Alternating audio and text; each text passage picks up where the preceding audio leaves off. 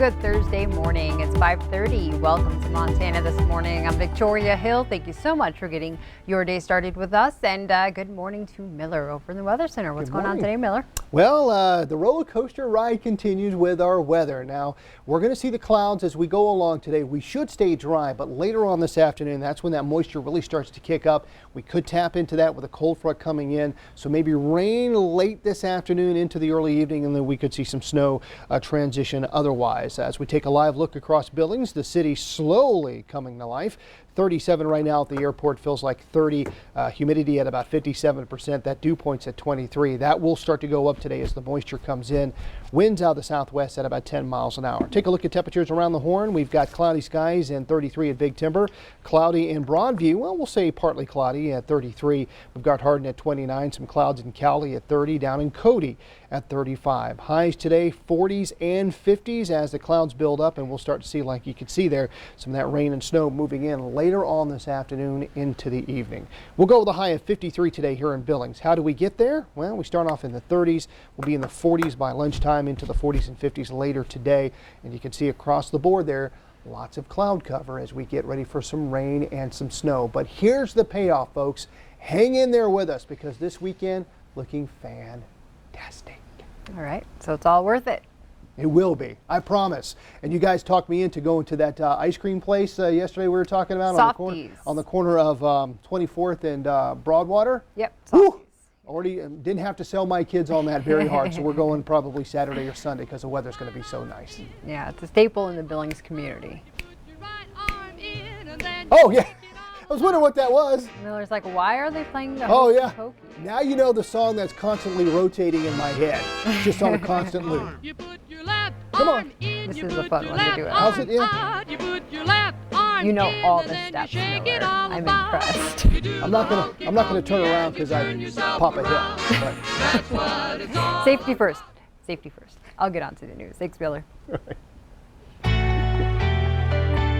Our top story this morning, the pandemic, mass shootings, and the southern border. There's a lot to discuss today when President Joe Biden gives the first official press conference of his presidency. 64 days into office, political opponents and even some of his supporters have questioned why he waited so long to take questions. He's expected to talk about gun control and steps his administration will take. The White House is considering at least 3 executive orders, including strengthening background checks, blocking the sale of gun-making kits, and providing more funding to fight gun violence.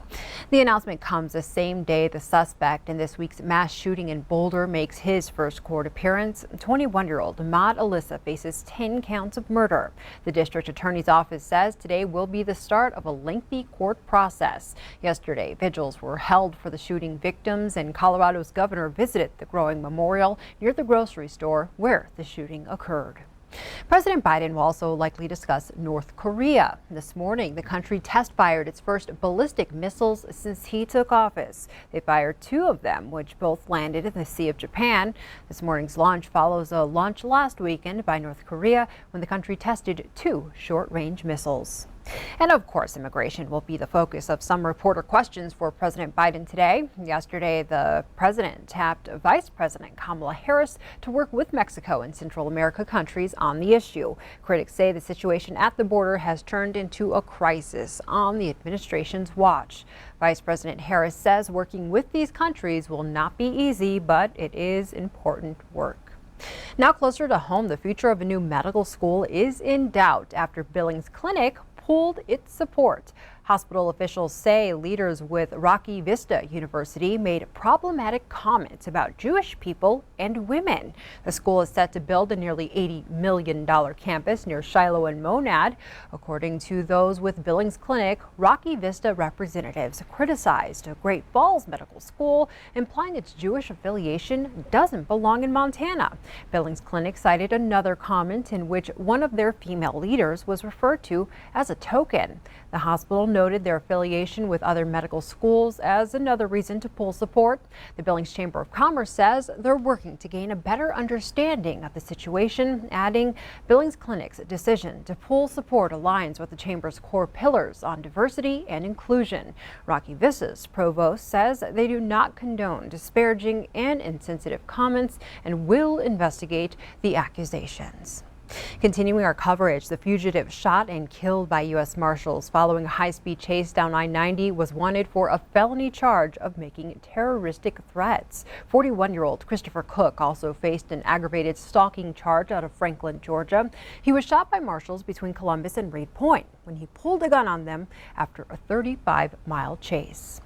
With the crime wave against Asian Americans continuing across the country, communities are starting to take matters into their own hands. In some neighborhoods, volunteers are forming safety patrols. CBS's Chris Martinez reports on a woman attacked in San Francisco who has found more than one way to fight back. After 75-year-old Zhao Shen-Chi was attacked on the streets of San Francisco, her grandson set up a GoFundMe page to raise money to cover her medical expenses. She was left bleeding and traumatized after a stranger punched her in the eye, but she grabbed a stick and fought back. The woman said that she was hit and she attacked back. From what I could see, she wanted more of the guy on the stretcher, and the police were holding her back. A week later, donors had pledged nearly $1 million to Xi's fundraiser, blowing past the original goal of $50,000. Stop Asian hate! With new attacks on Asian Americans reported every day, the family decided the problem was bigger than what happened to them. They decided to donate the money to the Asian American community to combat racism, the generosity inspiring even more donations. We have been beaten, slashed, shot, murdered, attacked, screamed at. In an interview on CBS this morning, actress Olivia Munn said it feels like Asians have a target on their backs. Her mother is afraid to leave the house. People are aware now, people are hearing, people are seeing what's going on, but it's still not stopping the violence. Refusing to be just another victim, she has fought back in more ways than one. Her grandson says she's feeling more optimistic and telling her supporters to never submit to racism. Chris Martinez, CBS News, Los Angeles. The man accused of attacking the woman and a second Asian victim has been charged with assault and elder abuse. Turning now to the latest on the pandemic, drug maker Astrazeneca is issuing new guidance about its coronavirus vaccine. The company now says its vaccine showed 76% effectiveness against symptomatic COVID-19 and 100% against severe cases that require hospitalization. The new information comes after concerns the company used outdated information when it stated its vaccine was 79% effective earlier this week. AstraZeneca says it now plans to file for emergency use authorization in the U.S. Researchers are looking at the safety of mixing and matching COVID-19 vaccines. More than 800 people 50 years and older are participating in the study. Two groups are getting a combination of the Pfizer and AstraZeneca vaccines. A third group is getting 2 doses of the same vaccine. If it's deemed safe and effective, it could help more people get vaccinated as some communities struggle with supply issues.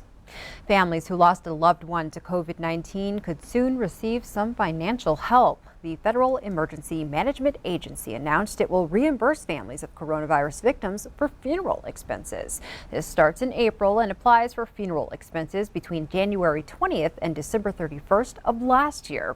The agency says it will pay up to $9,000 in expenses for individual funerals. People who lost multiple family members can apply for up to $35,000. Now we go to Egypt, where a massive ship is stuck in the Suez Canal, completely blocking it and shutting down one of the world's most active trade routes. CBS's Elise Preston shows us how the run-aground vessel is to blame for stopping billions of dollars in goods.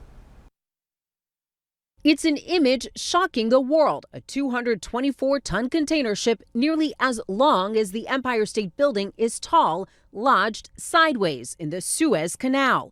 It's forcing a major traffic jam in one of the world's most critical waterways. The Suez Canal's strategic location is a major trade route between Africa, Asia, and Europe. More than $3 billion worth of cargo pass through this Egyptian channel every day. But today, ships carrying everything from medical equipment, oil, and food can't get through. The pandemic is already to blame for weakening trade. We're already seeing evidence that ships are starting to sort of gather at the entrances to the canal, both ends, and so that process, that logjam, is starting to grow as every hour that passes. The chaos started Tuesday when the 1,300-foot Panama flag ship, the Ever Given, ran aground. We don't know yet exactly what's happened. There's reports of some failures of equipment, but that's denied by the company itself. There's other reports of a strong gust of wind. Now, crews on smaller tugboats are trying to free the vessel. She's longer than the canal is wide. And so she's jammed in there pretty good. And so it's going to be very difficult to pull her off. The canal service provider says at least 150 ships are waiting for the Ever Given to be cleared. Elise Preston, CBS News.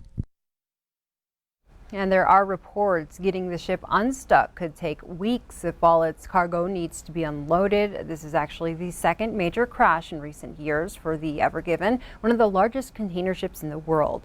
In 2019, the ship ran into a small ferry in Germany. Well, rarely do we report on good news coming from a snowstorm that shut down roads and highways, but that's exactly why the Billings Food Bank now has thousands of extra meals to give to people in need. Popular meal kit provider HelloFresh missed their shipping deadline when some of their trucks got stuck in Wyoming during last week's blizzard. The company donated those meals to the food bank. Now they're looking for volunteers to cook them. If you want to help, you can call the food bank at 259-2856. They'll be preparing the food through Saturday afternoon.